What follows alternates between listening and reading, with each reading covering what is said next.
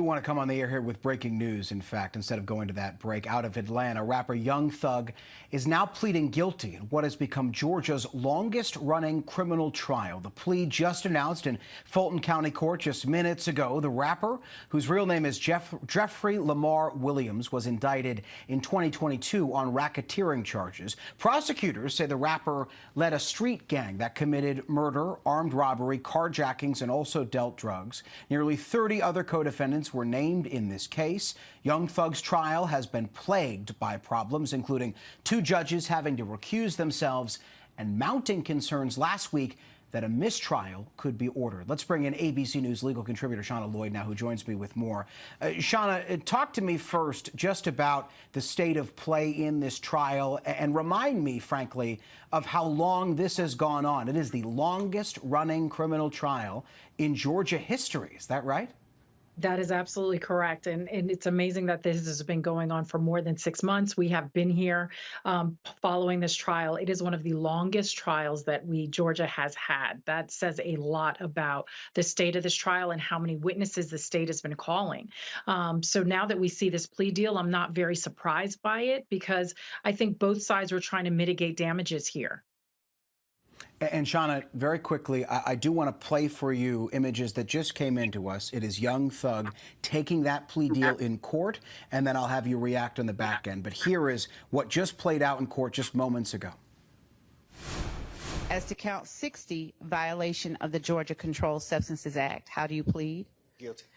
As to count 61, possession of a firearm during the commission of a felony, how do you plead? Guilty. And as to count 1, conspiracy to violate the Racketeer Influenced and Corrupt Organizations Act, how do you plead? No law. As to count 56, participation in criminal street gang activity under the leadership charge, how do you plead? No law. I think you didn't ask about count 62. As to count, thank you, Your Honor. As to count 62, possession of a machine gun, how do you plead? Guilty.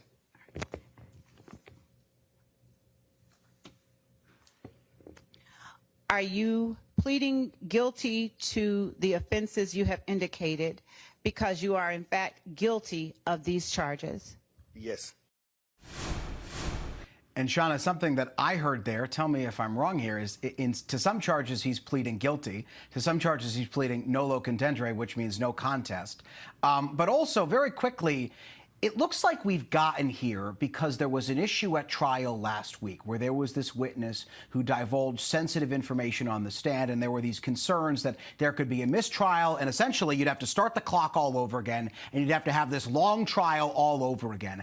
How did we get here to this point where prosecutors and defense attorneys obviously wanted to deal?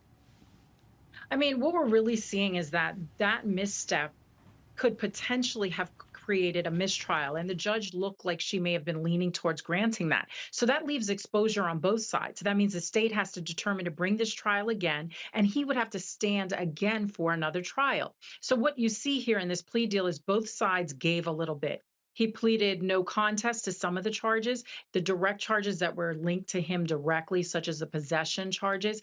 He did plead guilty to, and the state gave up the opportunity to get a full conviction. They're getting a lot of probation here in this particular plea deal in order to get those those admissions of guilt. So both sides had to give a little bit, but in the face of a mistrial, when we're talking about the longest running trial in the history of Georgia, was really both sides trying to get what they wanted, their main objective out of this, and they each got a little bit.